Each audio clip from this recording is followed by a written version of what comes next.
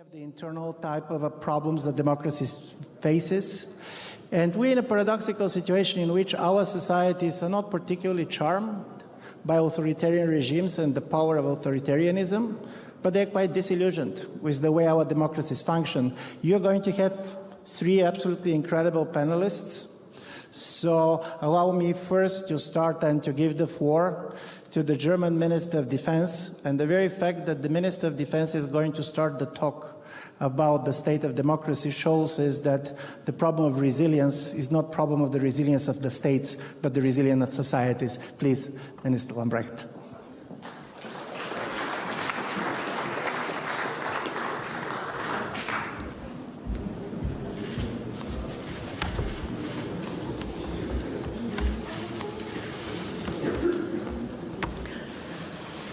Exzellenzen, meine sehr geehrten Damen und Herren! Unser Bundespräsident hat es am vergangenen Sonntag Last Sunday, just after his re-election, our federal president made a memorable point directed at Russia and President Putin. He said, "Do not underestimate the strength of democracy." At a moment of great tension and concern, the German president reminded us of the power that we have because we live in a democracy, a power that does not come from the barrel of a gun or from blunt posturing, a power founded on our open and pluralist society, a power that comes from the ability of free citizens to choose their own representatives and also to remove them from office. It is this power that unites us when we are under threat. Faced with the threatening situation in Ukraine and the pressure on our eastern neighbors, we, the democratic states, have closed ranks. We are acting with great unity and resolve. This applies to the European Union, which is not just an economic community, but above all a community of values. And it applies to NATO, an alliance that creates security by wielding military power, but whose true strength stems from its inner values. It's about freedom, democracy, and justice. And these values must be defended against violence and tyranny by military means if need be. Ladies and gentlemen, speaking about security here in Munich, we should always remember that democracy gives us power and security. Democracy protects, yet it must itself be protected with resolve and resilience.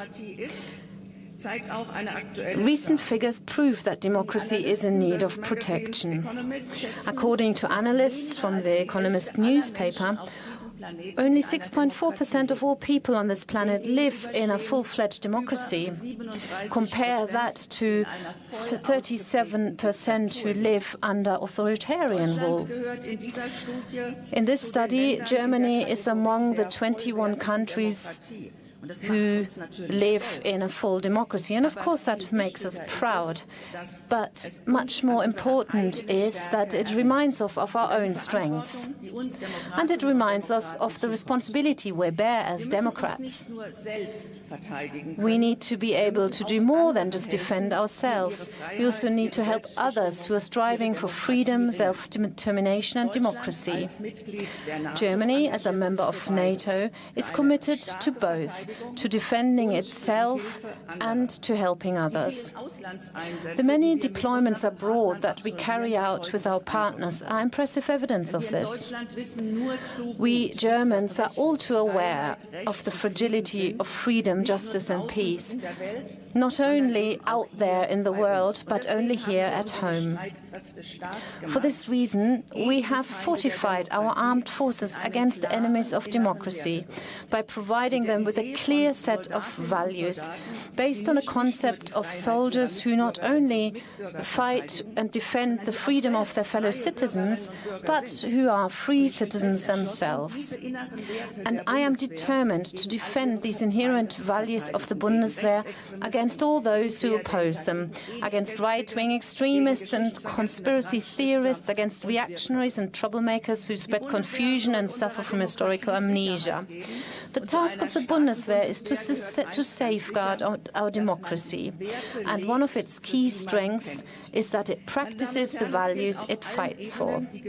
Ladies and gentlemen, at all levels, Germany's security policy is based on the interplay of security and democracy. We will therefore thoroughly evaluate the operations of the German armed forces in future. On the one hand, we do that to ensure that we are accomplishing our military missions, but on the other hand, we want to ensure that our operations always remain fully in line with our values. Who and what are we fighting for? Are we going about it the right way? How can military force be used to bring more peace, freedom and justice to the world in the medium to long term and to make it a better place? German democracy places heavy demands on its armed forces operations abroad. We do not fight for prestige or the greatness of our nation. We do not train as if war were business like mercenaries do. Our servicemen and women are Democrats and serve democracy. This is their guiding principle, and it also applies to the mission in Mali, for example. That is why we are keeping a close eye on the behavior of those currently in power there. It is true that a stable Sahel region without terrorism is in Germany's interests, but it is also in our interest to support those who respect human rights and strive for democracy. Ladies and gentlemen, the enemies of democracy may believe that security is always a question of power. We do not share that view. We know what our president means when he invokes the strength of democracy. We know that true power lies in the values we hold. And values are more powerful than weapons alone. And now I look forward to our discussion.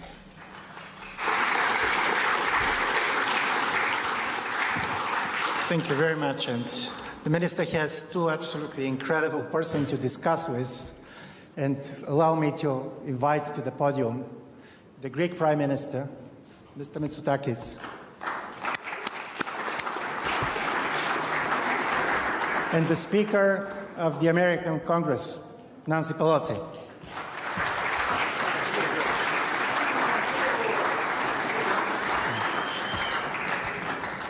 I feel very privileged because the previous time when I had the chance to moderate Mrs. Pelosi, she was just the leader of the minority.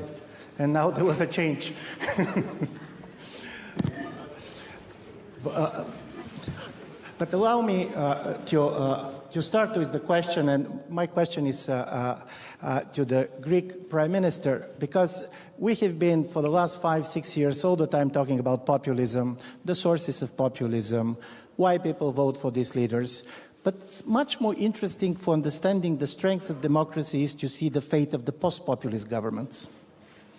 In a certain way, from this point of view, Greek is a very interesting story. You remember 10 years ago, basically, people were talking about Greece as a country that cannot recover its democracy after the financial crisis, that people has lost their trust in democracy. So talking about democratic resilience, I do believe that the Greek Prime Minister is the person to tell us a story that probably everybody wants to hear. Well, thank you. Thank you, Ivan, for that introduction.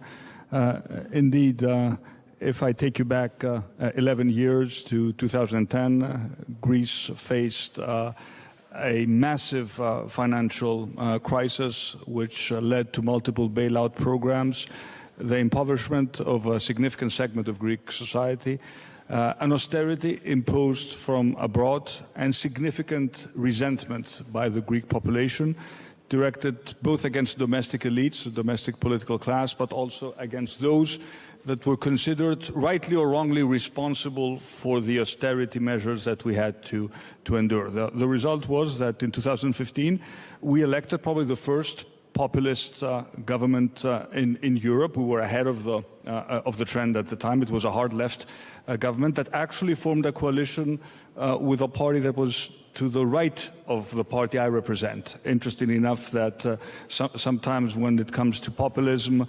ideology is not such an important factor. And at the time, they were elected because they clearly promised a set of solutions that everybody knew was impossible to implement, but people were willing to give them a chance because they completely mistrusted the old political establishment. And what happened since was we had 4 years of, and I think I'm being kind, very mediocre government. And then in 2019, Greeks decided to elect the party I have the privilege of leading into power with an absolute majority.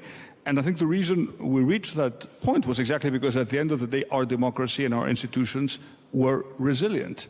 We are a well-functioning democracy. I think there were attempts at the time by the previous government to control independent media, to influence justice, but our institutions held up. Our constitutional court held up when the previous government tried to pass a legislation that was deemed unconstitutional, and in terms of control of the media, they rejected it. So we had an institutional foundation that was strong enough to prevent a populist government from capturing power and winning again. Because my theory is that these governments become very dangerous, and they can become dangerous for democracy if they win a second election. And we managed to avert that. But at the end of the day, it all comes down to delivering results. I think since we won, we listen to the grievances of people. The worst thing you can do as a politician fighting the populists is to believe that the reasons why the populists are elected in the first place are all wrong. That's not the case. There was injustice, there was inequality, there was corruption in Greece, and one needs to understand that these grievances are reasonable, and we also need to make our own self-criticism that elites don't always, get it right, and we also need to change course. And at the end of the day, it's all about delivering results. We're still quite popular as a government because we did essentially what we promised to do, which is strange. Because the experience in Greece was always that you get elected and then you do the exact opposite. So when you do what you promise to do, people are, I think, pleasantly surprised. So it is about, at the end of the day, institutional resilience. It is about democratic maturity. But not many people would have placed a bet, maybe even 5 years ago, that Greece would have turned the page. It has turned the page now. It has turned the page for good, and I think we are a more resilient democracy now because exactly we went through this very turbulent, a very difficult, very painful period. We managed not only to survive, but I think we're stronger now. We're stronger economically, but we're also stronger institutionally and democratically. Thank you very much. And by the way, political scientist Stephen has noticed this. The rise of populism has increased the trust in democracy in many of societies which went through a populist cycle. Because in a certain way, people felt empowered, something that was quite important coming from the Munich report. If you have the feeling that you can change nothing, you lost trust in the system. If you change in the wrong way, at least you have the capacity of self-correction. You can self-correct. And from this point of view, it's important. But then I want to go to the Speaker of the American Congress, because there is one thing that really, the question I always wanted to ask you, because you're experiencing this on an everyday basis. If you read the opinion polls, everybody in the United States is ready to defend democracy. The only problem is that many people believe that the biggest threat of democracy is the other party winning elections.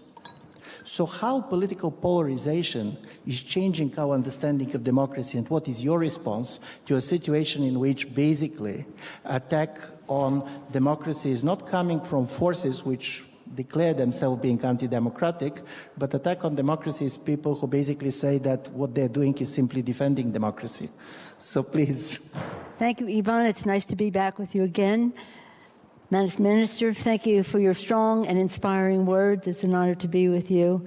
Mr. Prime Minister, Thank you, Mr. Ambassador, for giving me the privilege to be on this panel, this particular panel, because we're talking about democracy when Greece will be celebrating the 100th anniversary of democracy in Greece. 200. 200. Last year, yeah. 200. So, again, appropriate subject, honored. But also, let us salute once again, every chance we get, the ambassador for his great leadership of the Munich Security Conference. For all of those years, we're deeply in your debt, anyone who cares about freedom and security. Thank you, Mr. Ambassador. Let me just back up from your premise. First of all, the idea of democracy is about freedom of speech, freedom of expression. It's about having respect for other people's views. And the first thing I want to do is to say how happy we are all to be here to join with other countries and the unity of the NATO alliance, the transatlantic alliance, so important to us. And I want to acknowledge our members of our delegation who are here. You can stand up, and that's an applause line. We have probably, with the, there's another delegation here too, mostly the Senate, but some House members. We're about 40 members of Congress present at this conference, and I hope that's an indication to you of the importance we place on it, the value that it has for all of us who care about security, which is essential to freedom, as you discussed. In terms of elections and what supports a democracy, I don't think any of us over time who ran for Congress ever came with the idea that we were running for Congress and we needed to win because it would save democracy. We had our points of view about the role of government, and my purpose was children. You've heard me say, you got to take a punch for the children, throw a punch for the children. But that's, you have enough confidence in what you believe, enough humility to listen and respect other people's views. That was how we think about democracy. And as far as the Republicans are concerned, I tell the Republicans I know, and I do know some, take back your party. This isn't who you are. Because, Yvonne, the fact is, in this election, democracy is on the ballot. I would never have said that before, but after January 6th and the events and legislation that have passed around the country to suppress the vote, to nullify elections, well, that is democracy. When you just decide to nullify an election, then you are undermining the basic principle, the sanctity of the vote that is democracy. So this time, I would say, and I don't want to tattoo my views onto my colleagues, but speaking as Speaker of the House and protecting the prerogatives of the House of Representatives as a temple of democracy, I would say this time doesn't have to be that way. The Republicans still have a chance to nominate people who are not there to undermine the sanctity of the vote, to nullify the election. What you saw on January 6th was an assault on the Capitol, the temple of democracy, in our view. Terrible. But worse, an attack on the Congress. Worse, an attack on the Constitution of the United States. That Wednesday was the day designated by the Constitution to implement the peaceful transfer of power from one administration to the next. The people who went there, who were incited to go there, came to get the boxes with the certifications so that that could not happen. That undermines democracy. So if that's what's on the ballot, then democracy is on the ballot to defeat that. But it shouldn't be, we've never had that thought, if we don't win, democracy is hurt. No, except now, because of what was said there. But instead of that, I mean, the point is that we're there to make sure that democracy has more transparency, that people have trust. That one of the reasons they were going after us is because we wanted to end big, dark, special interest money in politics. We wanted to stop the suppression of the vote and the nullification of elections. And that's part of the assault they have on us. But transparency, accountability, we've heard those words before in this conference, very important to democracy. I would just say that just erasing all party differences, just to say we must all believe that the most important thing we can do to strengthen our democracy is to have trust, that the people trust the system, that they trust the system and that they know that their interests are being served, that there is accountability. Another thing I would say in the world, beyond our own countries, is that we must end corruption if we're going to restore trust and confidence in our system, whether it's our economic system or electoral system. And if we do that, if we stop that big dark money and increase civility in our process, guess what will happen? Many more women will be in positions of power. And this is very wholesome. Nothing is more wholesome than that for democracy and governance. And that also means people of color, whether they're women or not, young people, and the rest. So rather than debating whether we think, with all due respect to your question, Yvonne, what we'd like to be thinking about is how do we strengthen democracy? How can we do it in a nonpartisan way? How can we do it to be an example to the world? And how can we do it working together? The beauty of the EU and the NATO alliance is that we are, well, at least upon entry, we were democracies. There's some weakening of the system there in some places. But in any event, the trust, reduce the role of money. I hear that from every place I go. I speak at colleges all over the world. What are you doing to reduce the role of big, dark money in politics? That's what our legislation does in the Congress that we would hope could pass the Senate. So no, I don't think that, except for this time when they have placed the democracy on the ballot, that we ever believed that we had to win in order for democracy to be protected. Thank you very much. And you put the problem of trust, and I want to go to the minister, because one of the interesting things that I noticed during the COVID crisis is that, by the way, the populist parties did not benefit from the COVID crisis, but mistrust has been deepened. And for you, particularly in a position of a Minister of Defense, trust is critical. People should trust what they're telling them happening in places which they don't know. How many of your voters have ever visited Donbass? So from this point of view, I'm very much interested, seeing from the perspective of somebody who should not simply take decisions which are going to be very tough in a situation of a high tensions on international level, but how ready are our people to trust after these 2 very difficult years of COVID and coming and restrictions and what works, what does not work? Because just give you one figure, just recently, European Council on Foreign Relations did a survey in some of the EU member states. Majority of people of all these countries believe that there's going to be a war between Russia and Ukraine till the end of the year. Just several years ago, this was impossible type of a polling. Europeans didn't believe that war can happen in Europe. So this is my question to you on the trust issue, and particularly being a Minister of Defense of a democratic country with a very strong pacifist public opinion, how it's easy to function and to convince people to do things that till yesterday for them was just not part of this world. Vielen Dank für die Frage und ich Thank you very beantworte much sie for aber this auch gerne question, noch. and I love to answer it against the background of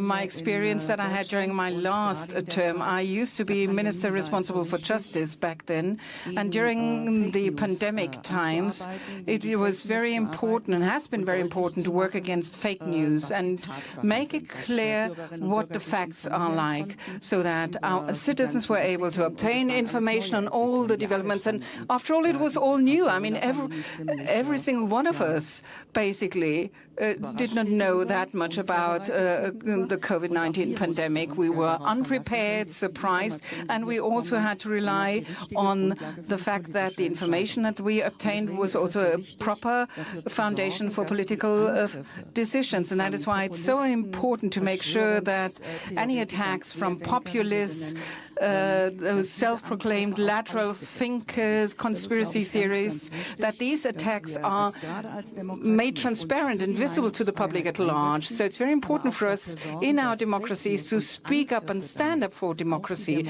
and also to make sure any attacks on the democratic system are made transparent. And this is very much on my mind as the Ministry for Defense, because of course we're talking about conventional attacks also, quite clearly so, but all these attacks, misinformation, lack of information, and also the attempt at destabilizing countries and trying to widen the gap between EU states, NATO member states, that's a major risk, and this is something that we're facing right now. And that is why it's very important to vet and review all your sources, to exchange information, and to not just come up with some woolly information. Make it very clear that citizens will understand our decisions. And we managed to do that, even if we have had a very small minority that was very loud during the pandemic, shouting that we are the people. No, they were not the people. That was just a small, loud minority, a very small, very loud minority, but nevertheless they tried to create the impression as if they were a majority. So every piece of information really has to be reviewed most intensively before you use it as a basis for your information. That's so important, and especially when we're talking about decisions that, for example, might result in military operations. So anyone who jumps the gun there, anyone who does not decide on the basis of facts will make huge political response, and you would have to be accountable for that. Thank you very much. Talking about conspiracy theories, I very much feel at home because I'm Bulgarian, and probably we have more conspiracy theories per person than any other place in the world. But importantly, here comes also the problem of technology, because conspiracy theories have been around for a long time, but now they run faster. And people basically can be infected much quicker. So I know that in the room we have the president and vice chair of Microsoft, and because I want you open to the audit, I'm very much interested, Mr. Smith, where this relations, democracy, technology, democratic resilience, how you see it. Well, no, thank you. And thanks for the opportunity, and I think the defense minister defined this well. We all have to keep in mind the fragility of freedom if we're going to defend democracy well. And I think we have to recognize that we do live in a time, unfortunately, where democracy is under threat. And technology is playing a role in magnifying that threat. One of the challenges for conspiracy theories is that they're fueled not only domestically, but frankly from abroad and from nation states as well. And when we look back at 2021, it was a year that unfortunately showed that it was easier to invent a vaccine than to persuade people to use it. And when we study what happened, one of the things that we see in bold relief is that part of the problem was, in fact, a nation-state-sponsored disinformation campaign to persuade people, in part, that American vaccines, among others, were not safe or effective. And when we look back at the American election of 2016 or the year since, if we look at what is happening in American politics today, or we look at the spread of disinformation about Ukraine in the last month, we increasingly can see the presence of nation-state sponsorship that is fueling domestic disinformation as well.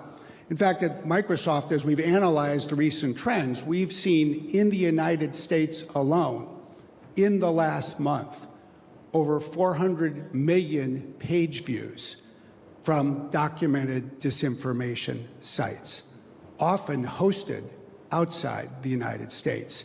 If they were combined into a news organization, they would be the 4th largest news organization in the United States.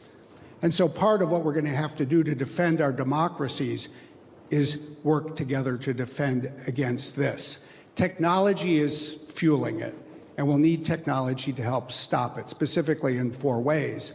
We have to do better in detecting it. If you look at how the private and public sectors have advanced over the last 5 years to detect nation-state cyber attacks, even of the sort we've seen in the last few weeks, we're able to detect them in a matter of minutes or hours. But when we see nation-state-sponsored disinformation, we're still working at a much slower pace. And it will take governments and, among others, tech companies to come together. Second, I think we're going to have to bring to disinformation some of what we've deployed in other forms of cyber threats to disrupt these kinds of cyber attacks. The reality is that disinformation relies on a technology ecosystem to host websites, to direct traffic, in fact, to pay for the websites themselves with the use of advertising. But as we understand the problem better, we can work together to address it. Third, I think we need to step back and look at what it's going to take to defend against these threats. And if there's one thing that the domestic and foreign disinformation campaigns have in common, they're taking advantage of the weakness, the fragility of democracy at a time when traditional journalism has been in decline. In fact, when we analyze disinformation trends in the United States, we are seeing that the content is being consumed at a disproportionate pace in the parts of the country that have seen newspapers disappear. That's not a surprise. And we need to figure out how to revitalize traditional journalism, which rightly should always be considered, I think, the 4th pillar of democracy. And finally, we're going to need new steps to deter these kinds of efforts, to come together to define new international norms and work to defend them. So I think all of the problems that you all have described come together at, unfortunately, this nexus of technology first making it worse.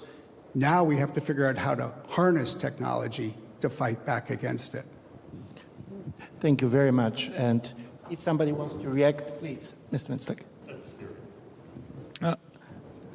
I think Brad made extremely valid points about the very quick spread of disinformation and how difficult it is to identify the source of them.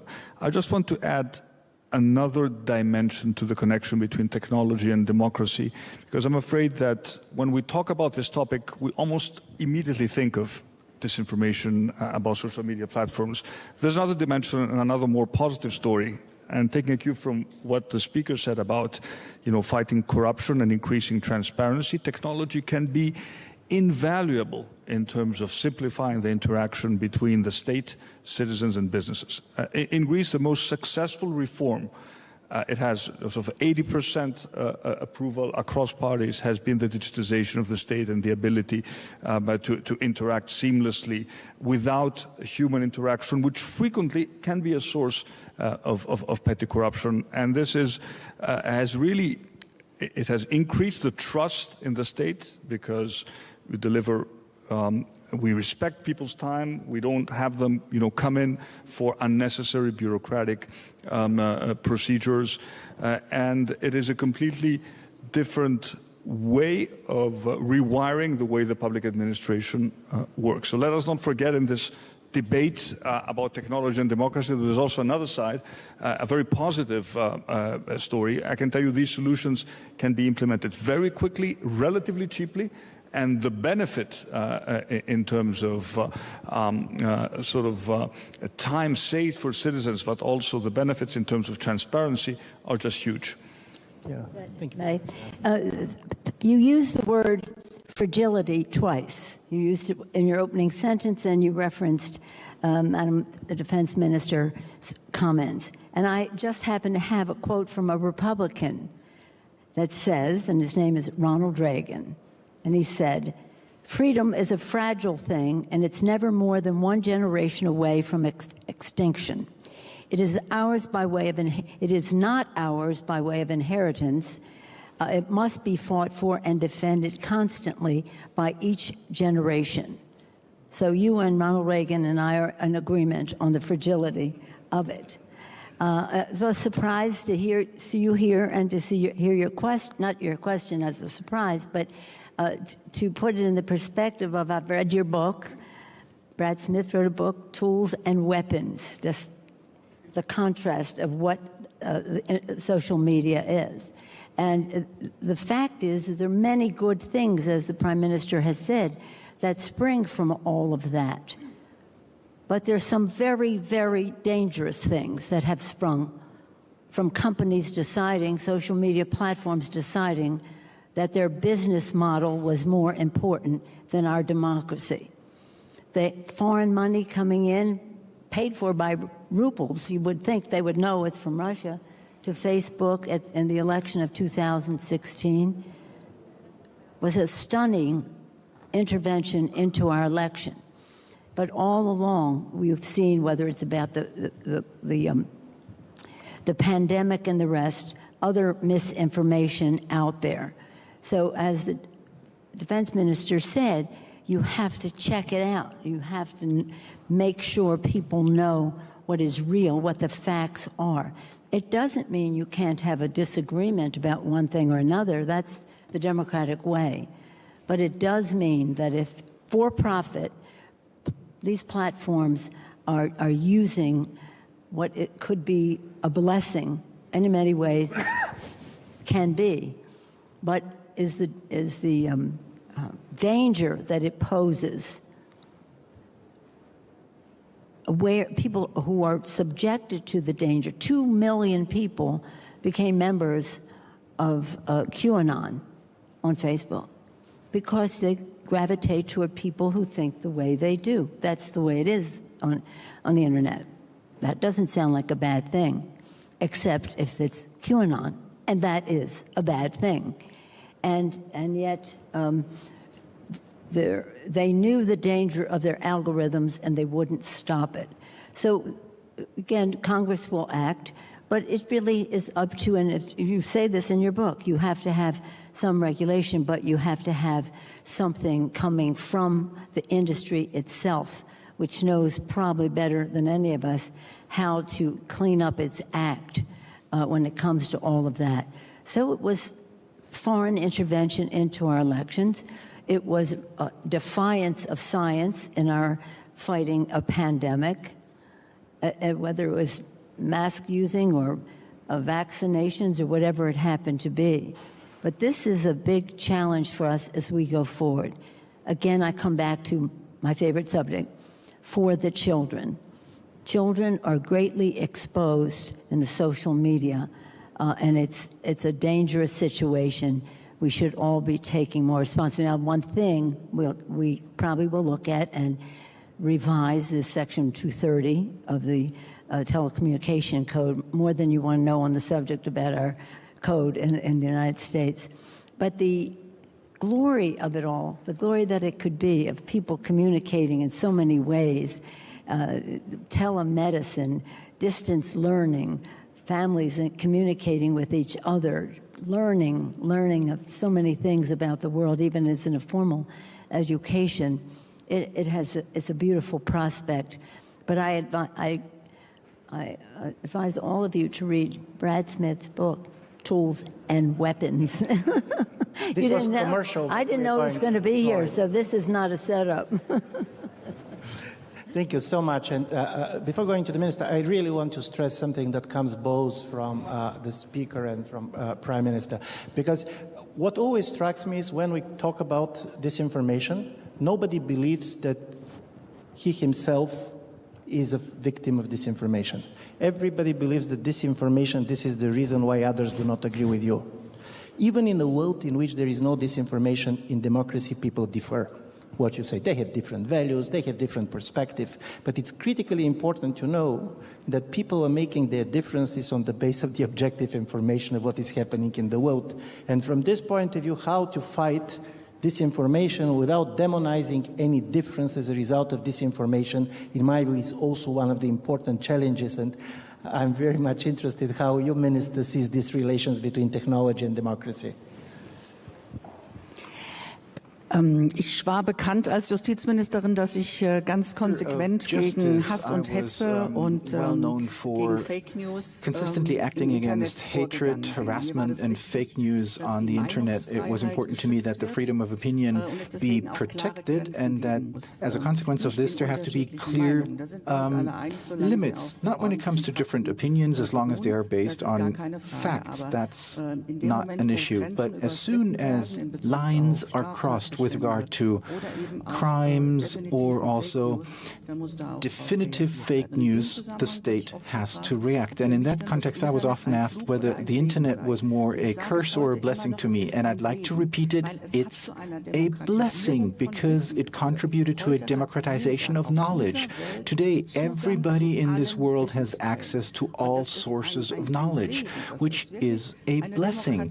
It is a democratic movement. We've seen this in different centuries. Whenever people have access to knowledge, this translates into something that's positive, further development. This is a blessing for democracies. Now it is up to us to ensure that this stays like that it's not technology that becomes a problem, but the people who use technology wrong, who use it to either start attacks, to destabilize, to rattle societies. That's our task, not to fight technology, but the way people wrongly use it. This morning, I checked out Twitter because there was a shitstorm because a state minister in Germany said something wrong, and somebody said, how nice was it when Twitter was only used by nerds, by a couple of interested nerds? That's not true. The whole world uses it today, and it's good that this is the way it is, and it's our task now to set rules, to set regulations, and in these times it is important to have credible, neutral organizations that counter fake news, that identify them, that don't tell the individual, you're stupid because you became a victim of it. No, that just disclose the facts. Don't judge it. Just assess it and say, this is definitely wrong, can be proven by this and that source. Fact-checking. And with that, you reach out to people who still are open-minded. There are always going to be people who are captured in their theories that you will never be able to get them out anymore. But you can reach out to the majority. And that's our responsibility, to ensure that these independent, accepted institutions exist to counter this. And if we're honest, it took too long for us to recognize this, to recognize what this technology could be used for, because everybody was so happy that everybody could reach everybody else and get information and communicate. And it took a certain amount of time to understand this. So this is now a reaction to something that, with a little bit of a lag time, happen, but it has to happen, and it has to happen at all levels and using all of the possibilities that we have. I can't pass a law against fake news, because what is fake news? We tried to do this at the European level, and we discussed it so often. We have the Digital Services Act, and we want to establish some rules here, but I always say, how can I prohibit fake news? I first have to define it. Explaining it, educating people is the right tool, but this needs to be done in a very consistent way. You should never say, this is just a few crazies who say that. The danger that exists, because many people are prone to that kind of news, needs to be understood, and we need to invest in countering that. Thank you very much. We have an opportunity for 2 or 3 quick questions, and I'm very much try to see if somebody is interested to enter this conversation. Please. The woman. Eva. By the way, in late socialism, our idea of democracy was it's a society in which people speak publicly what they speak in their kitchens. But then we realized that what people speak in their kitchens is not exactly also the way you're running society. Yeah. Thank you, Ivan, and thank you to the panelists this evening. Speaker Pelosi, you spoke about trust. You started talking about trust, and then I'm very glad that the topic of technology kind of very naturally came into that discussion. You mentioned the events of January 6th, elections of 2020, and what struck me at some point, you said Congress will act. But can you be a little bit more specific when it comes to digital legislation? Where do you think Congress should act, perhaps? Because very often Europeans are the ones that are being accused that we as policymakers, I'm a member of the European Parliament, are the ones that overregulate, seen from an American perspective or an American company perspective, so to say. But technology is crucial to our democratic values, after all, and I think this panel very well demonstrated that.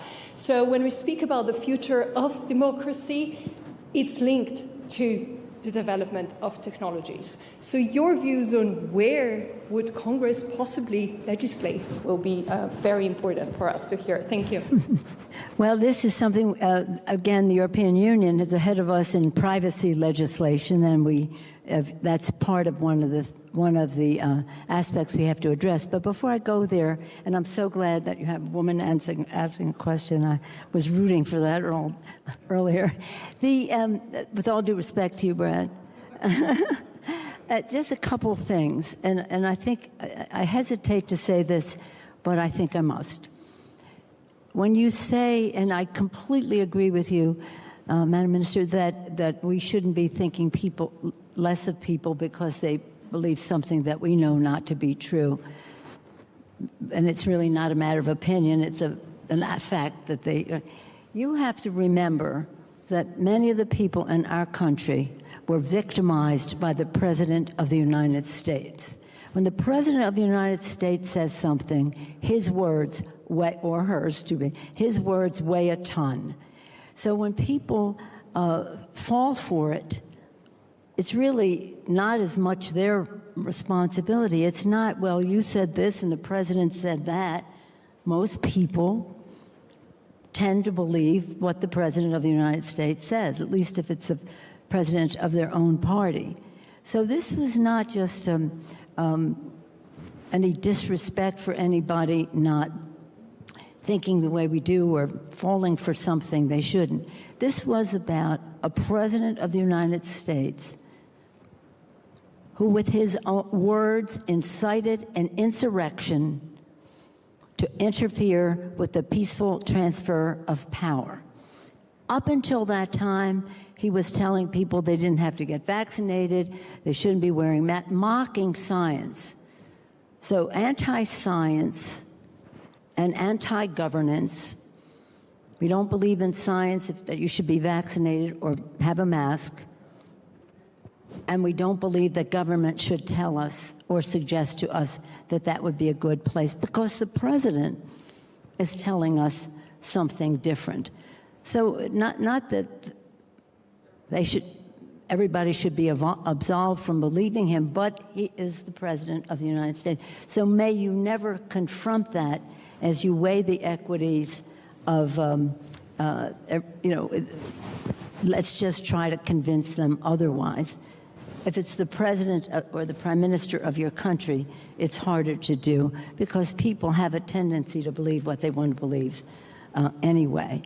The question about what we do in Congress, that's under discussion. We have legislation that has passed out of the Judiciary Committee in the House of Representatives. Some have come out of the Senate Judiciary Committee. We'll come together and do that. But something that Minister said is very important. We respect the right to people's right to speak. You know, how do you make adjustments respectful of the First Amendment, but nonetheless careful about the exploitation of all of that on the internet. So we're on a path. We have legislation. Mr. Cicilline has some people object to that. The industry, as you can just imagine, is not eager for us to do anything, but hopefully we'll come to a place that gets the job done. But it is definitely, now I myself have been an advocate to change Section 230 for a long time. I think that probably has a chance because others think that way in a bipartisan way. But this legislation will have to be bipartisan, bicameral, and it should be happening. It should be happening soon. But one other point I want to make, because you really have to read Brad's book, because you talked about going back a long time when people communicated. Well, he starts with when people learned how to talk, and then they learned how to write, and then they wrote books, but not really printed. And then came Gutenberg and libraries and all of that. So the whole respect for communication is something that is a treasure to us. But as you said, the internet just exploded in such a very positive way, and it has its ups and downs, but it certainly is something that we don't want that to ever go away. Thank you very much. We're at the end of our time. I don't believe this is the end of the conversation about the resilience of democracy.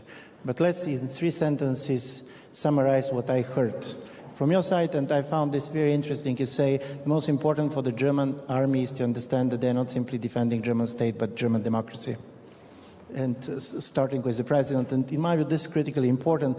And then, basically, Speaker, you said there are moments in which democracy is on ballot, and not one or the other party. It's a rare moment in history, but they exist.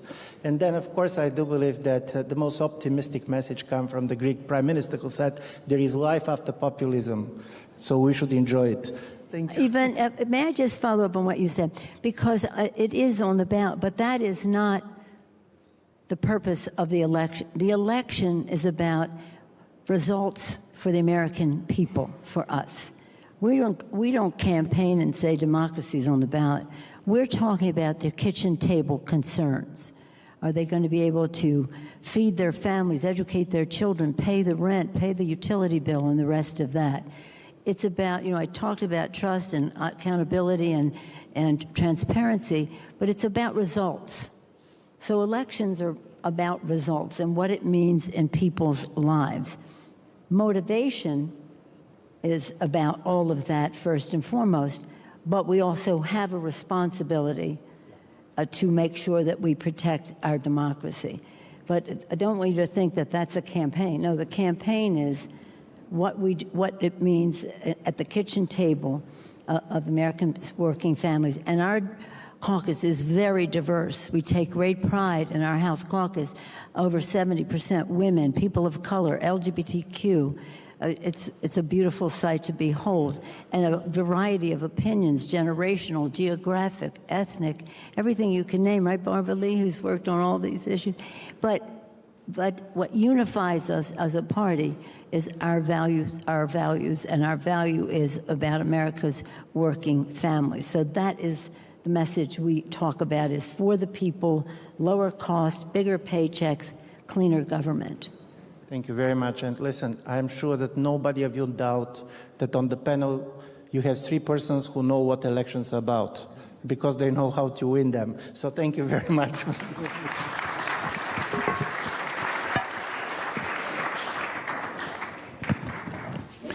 You are watching BR24 Live.